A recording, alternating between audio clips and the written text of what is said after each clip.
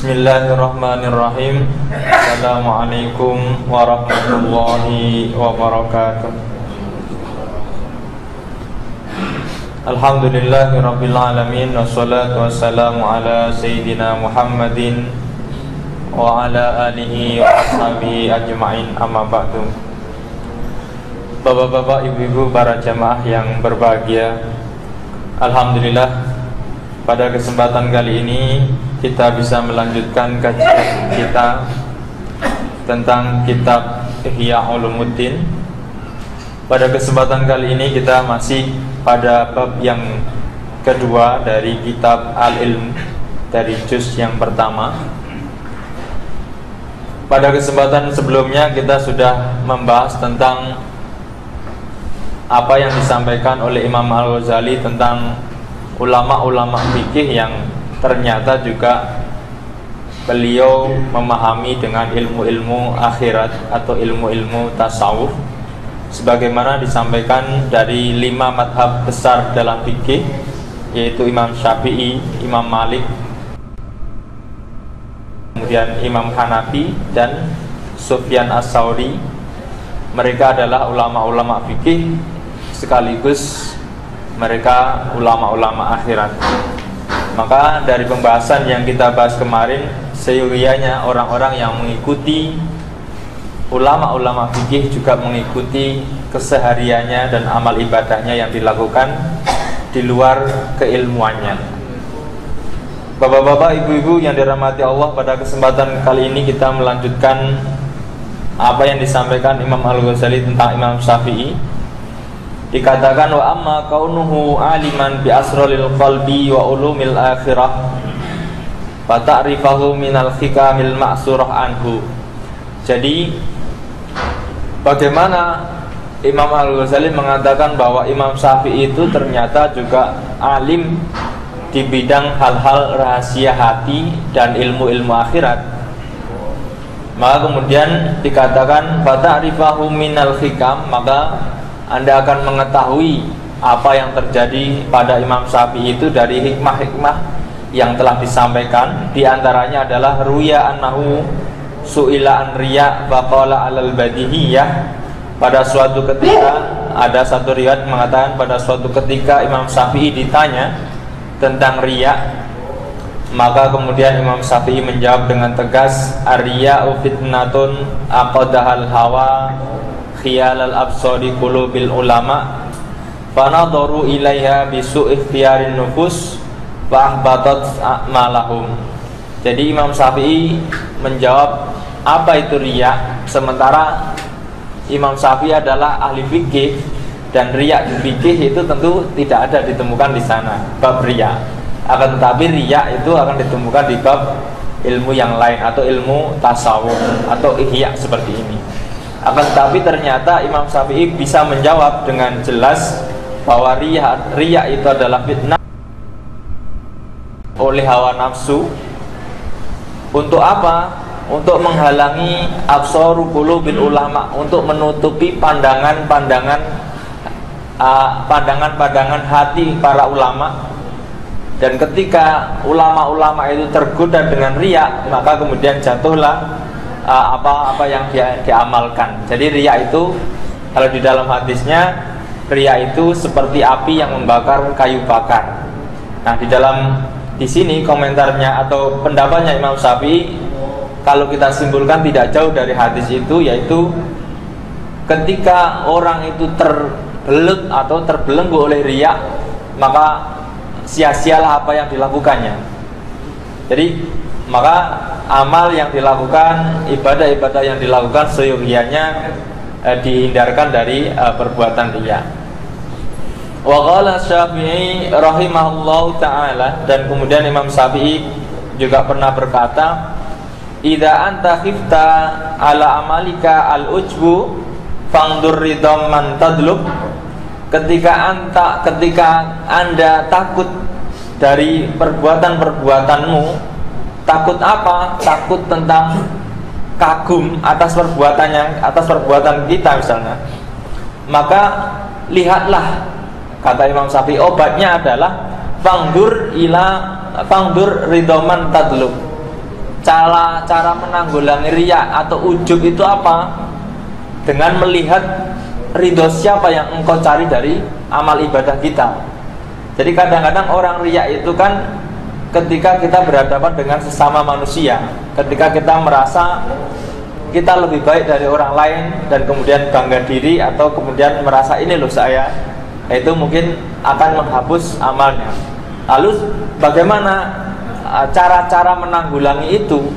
Maka kemudian Imam Syafi'i memberikan satu atau beberapa cara, yaitu ketika kau takut untuk terjadi seperti itu, maka ketahuilah ridho siapa yang kau cari dari perbuatanmu. Otomatis kalau kita ingat, oh ridho Allah yang kita cari, otomatis kita nggak terjadi. Insya Allah riya kita akan terminimalisir lah, kira-kira seperti itu. Jadi saya dibanding Allah ibaratkan jauh sekali, kira-kira seperti itu. Kemudian obat yang kedua, wa fi ayyi sawabin targhub, dan pahala dari siapa yang kau harapkan. Wa min ayyi iqabin targhub, dan siksaan siapa yang engkau takuti. Wa ayyu afiyatin tashkur, dan kesehatan siapa, kesehatan pemberian siapa yang engkau syukuri. Wa ayyi bala'in tadhkur, dan bala-bala apa yang kau sebut yang kira-kira ditakutilah, kira-kira seperti itu. Fa innaka idza tafakkarta fi wahidatin min hadhil khisal saghara fi ainika amalik. Ketika kita mampu berpikir seperti itu, maka kita akan sadar bahwa amal ibadah kita, perbuatan-perbuatan yang sudah kita lakukan selama ini itu di hadapan Allah itu sangatlah kecil. Maka ketika amal itu sangat kecil di hadapan Allah, otomatis kita itu reda atau terhindarkan dari bersifat riya. Ini kadang-kadang hampir setiap orang mengalami masalah seperti ini, dan cara-caranya itu sudah disampaikan, akan tetapi melakukan cara-cara untuk menyelesaikan itu mungkin yang perlu dilatih masing-masing.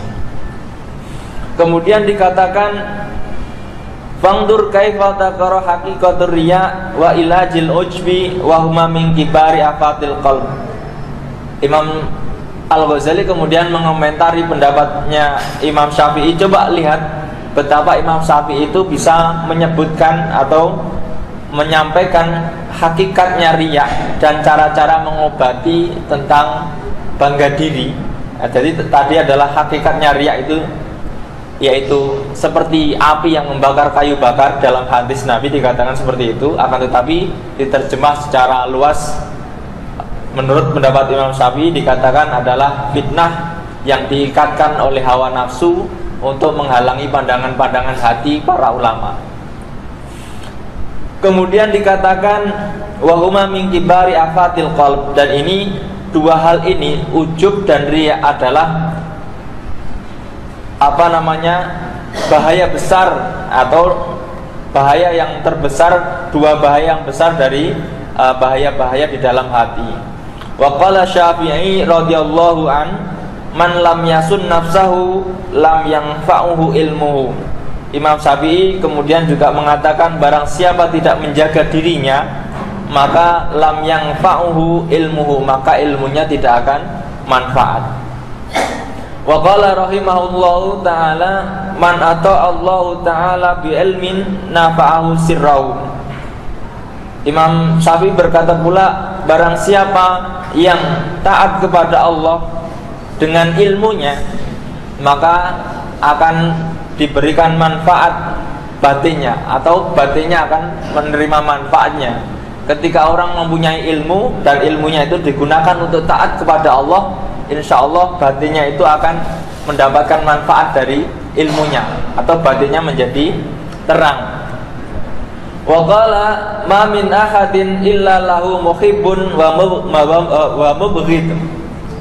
Tidak seorang pun kecuali bagi dia adalah orang yang menyukai dan orang yang membenci, kata Imam Syafi'i. Fa idza kana kadzalik fakun ma ahli taatillahi azza wajal. Ketika hal demikian, maka beradalah pada posisi mengikuti orang-orang yang taat kepada Allah. Bapak-bapak, ibu-ibu yang dirahmati Allah, kalau kita melihat kehidupan, ketika kita dibenci orang, itu pada dasarnya kita disukai orang. Karena dua-duanya itu imbang. Jadi kalau orang semakin dibenci orang, maka semakin dikagumi orang. Atau sebaliknya, orang yang dikagumi orang banyak, maka akan dibenci orang banyak. Biasanya begitu, imbang. Jadi siapapun, kalau kita lihat tokoh-tokoh yang mungkin dikagumi banyak penggemarnya, mungkin banyak juga yang membencinya. Itu bawaan. Maka ketika hal demikian terjadi, tidak ada orang yang terlepas dari dibenci dan disayangi orang, maka beradalah pada posisi kepada orang-orang yang taat kepada Allah. Entah mau dibenci, kalau taat kepada Allah nggak masalah bagi kita. Tapi kalau disukai tapi dalam keadaan maksiat, ya naudzubillah buat kita, kan kira-kira seperti itu. Jadi pesan Imam Syafi'i beradalah kepada orang-orang yang takwa meskipun kita itu dibenci ataupun disukai. Pilihan yang terbaik. Kemudian dikatakan, waruya anna Abdul Qahir bin Abdul Aziz kana rajulan solihan wara'an wa kana yas'al Syafi'i radhiyallahu an masailin fil wara' wa Syafi'i rahimahullahu yuqbalu alaihi liwara'ihi. Jadi orang Imam Syafi'i itu suka juga menerima tamu dari orang-orang yang soleh. Jadi mungkin kalau di Indonesia atau di Nusantara ini dikenal dengan tombo ati. Di antaranya adalah berkumpul dengan orang-orang soleh. Itu satu sisi tadi masuk dalam pendapatnya Imam Syafi'i, ketika hidup itu ada yang membenci dan ada yang menyukai, maka pilihlah kepada orang-orang yang taat kepada Allah, atau dekat-dekatlah dengan orang soleh. Kira-kira seperti itu. Jadi ini pun dilakukan oleh Imam Syafi'i. Jadi Imam Syafi'i suka menerima tamu yang soleh-soleh, itu senang. Jadi Bapak Ibu barangkali ditamui oleh teman-temannya yang soleh, ya disambut dengan baik. Kira-kira seperti itu. Wa qala li Syafi'i yauman ayyuha afdal as-sabru awil mihnah awit tamkin. Kemudian ditanyakan kepada Imam Syafi'i pada suatu hari, mana yang lebih utama, sabar, menerima cobaan, atau tenang? Kemudian Imam Syafi'i menjawab, faqala Syafi'i rahimahullah, at-tamkin darajatul anbiya. Ketenangan itu derajatnya para nabi. Wala yakunu at-tamkin illa ba'dal mihnah. Dan ketenangan itu tidak terjadi sebelum terjadinya cobaan. Fa idam tahana sabaro. Maka ketika Anda diuji oleh Allah, maka bersabarlah. Wa idza sabara, dan ketika Anda mampu bersabar, maka makana. Jadi ketika diuji oleh Allah, bersabarlah, dan ketika Anda sudah bersabar, insya Allah akan distabilkan oleh Allah. Jadi kalau orang diuji oleh Allah, mampu sabar, insya Allah hatinya akan tenang. Kira-kira seperti itu. Ala tara anna Allah azza wa jalla imtahana Ibrahim alaihissalam summa makkana. Apakah tidak kau lihat sesungguhnya Allah menguji Nabi Ibrahim, kemudian membuat hatinya tenang. Nabi Ibrahim itu kalau kita lihat sejarahnya, banyak sekali ujiannya. Ujian yang anggaplah paling kita kenal, dibakar oleh api. Apa enggak grogi? Ya namanya manusia, saya pikir adalah rasa-rasa itu grogi. Akan tetapi ketika mampu bersabar, ini ketentuan Allah. Dengan ayat yang lain dikatakan, ya narukuni barda wa salam ala Ibrahim. Kemudian api itu tidak menjadi masalah buat Nabi Ibrahim. Jadi ketika orang mengalami atau mendapat ujian dari Allah, dia sabar. Sabar itu ya bukan kemudian putus asa ya Pak. Sabar itu tetap bergerak mencari solusi, akan tetapi meyakini bahwa itu adalah ketentuan Allah. Insya Allah akan diberi ketenangan di dalam hati. Dan ketika hatinya tenang, maka yang terjadi itu ketentuan Allah. Karena kalau kita kupas kata-kata orang Indonesia itu, atau kata-kata guru-guru kita, sabar nggak sabar, yang terjadi adalah ketentuan Allah. Pilih mana? Anda sabar, yang terjadi ketentuan Allah. Anda nggak sabar, yang terjadi juga ketentuan Allah. Lah mending sabar. dapat pahala. Jadi mending sabar dapat pahala, enggak sabar sama saja. Kira-kira seperti itu. Jadi sabar enggak sabar yang terjadi adalah ketentuan Allah. Tapi kalau orang mampu sabar dari awal, maka itu lebih cepat lagi tamkinnya. Jadi ketenangan hatinya lebih cepat. Maka kalau kita lihat di dalam hadis Nabi kan ada istilah as-sabru fi sotmatil ula, atau sabar itu ya ketika terjadi masalah di awal perkara itu sabar. Jadi bukan perlahan-lahan jadi sabar. Sabar itu yang pertama itu kalau bisa sabar itu as-sabrun jamil namanya. Sabar yang bagus itu sabar yang dari awal langsung paham, oh ini ketentuan Allah, ya sudah.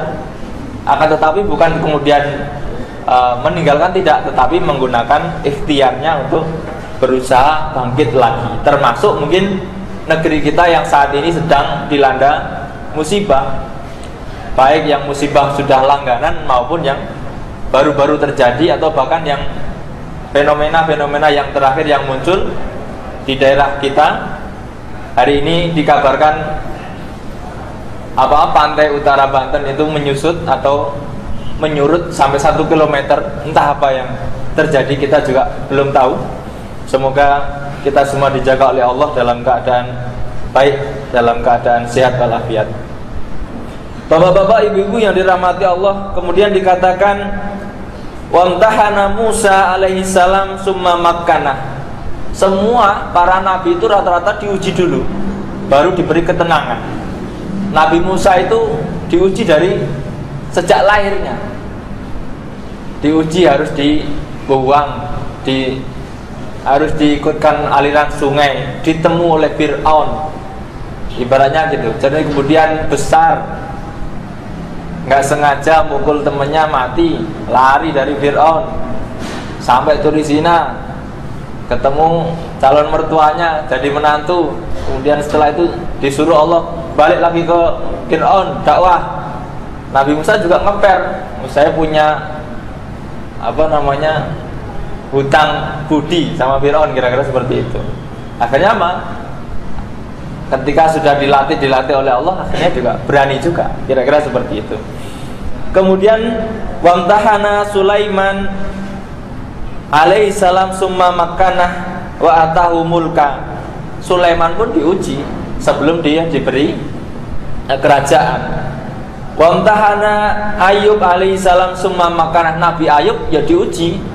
Malah kalau kita lihat Nabi Ayub mungkin ini yang lebih hebat lagi kesabarannya. Jadi Nabi Ayub itu tidak pernah berdoa minta sembuh, kecuali sudah terpepet di ujung titik nadirnya.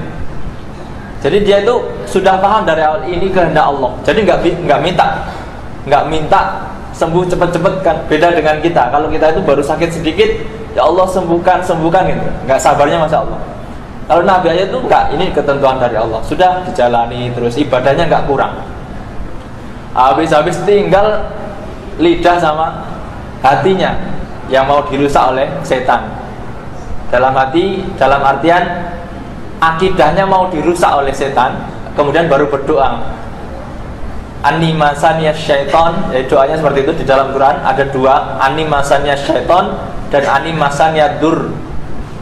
Itu ya, jadi dua versi di dalam Al-Quran dikatakan Nabi Ayub itu berdoa ketika sudah titik nadir, ketika akidahnya mau terseret baru doa, ya Allah sembuhkan saya, ini sudah berbahaya bagi akidah saya. Akhirnya baru disuruh getarkanlah kakimu dan mandilah, maka kau akan kembali kepada keadaanmu semula. Ini kalau kita lihat, kalau orang sabar itu doanya manjur Pak sebenarnya. Kalau orang nggak sabar, terburu-buru, ya nggak manjur Pak. Dikit-dikit minta kan gitu. Ya nggak manjur ya, kira-kira seperti itu. Itu gambaran mudahnya. Kalau kita lihat Nabi Ayub itu berdoa seperti itu dari awal sudah disuruh sama istrinya, anak-anaknya, wahai Nabi Ayub, mintalah kepada Allah. Kau kan Nabi, mintakan langsung sembuh kan bisa. Nabi Ayub, janganlah kau seperti itu. Saya itu ingin bersyukur kepada Allah, katanya seperti itu. Dan sebagainya nanti bisa dilihat dalam sirah nabawiyah. Kemudian dikatakan wa tamkin afdalud darajat, dan tamkin atau tenang itu adalah utama-utamanya derajat. Barangkali ada yang ingin didiskusikan? Jika tidak, saya kira demikian. Wallahu minkum, kurang lebihnya mohon maaf. Billahi taufiq wal hidayah. Wassalamualaikum warahmatullahi wabarakatuh.